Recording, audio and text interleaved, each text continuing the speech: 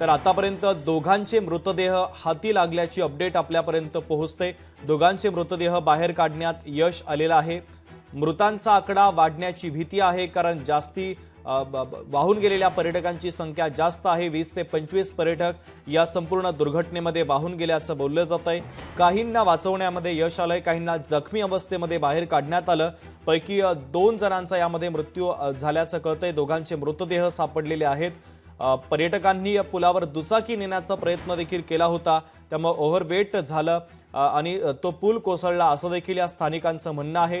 मात्र रविवारचा दिवस होता, हे एक पर्यटन स्थळ आहे, त्यामुळे मोठ्या संख्येने पर्यटकांची गर्दी या ठिकाणी नेहमीच पे जो आपको छोटा सा ब्रिज दिख रहा है, वो यहाँ के फार्मर लोगों को जाने आने के लिए, पैदल जाने आने के लिए इसका पूरा 30 साल पहले अरेंजमेंट किया था। लेकिन यहाँ पे ज़्यादा पर्यटक लोग, टू व्हीलर वाले लोग उसके बीच में आके जिस टाइम आने का एक टाइम हुआ था, वो पूरा इकट्ठा 100-150 लोग आने के बाद उसके ऊपर ज़्यादा लोड होके नीचे फैल गया है। अभी 2 लोगों की मौत हुई है। बचाव कार्य यहाँ पे एनडीआरएफ का, पिंपरी चिंचवड़ पुणे कारपोरेशन का पूरी तरफ से यहाँ पे सहयोग है। अभी तो फिलहाल में क्या वजह है ब्रिज गिरने की, आपको क्या वजह लग रही है कि बहुत ज्यादा पुराना था या उसके रिपेयर भी किए गए थे क्या? नहीं, बीच बीच में हम लोग रिपेयर भी करते थे, लेकिन यहाँ पे पर्यटकों को यहाँ पे टू व्हीलर आने के लिए मचाव किया था, यहाँ पे प्रतिबंधन किया था।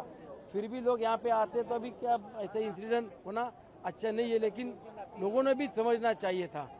नहीं, यहाँ पे इकट्ठा क्यों हुए थे लोग?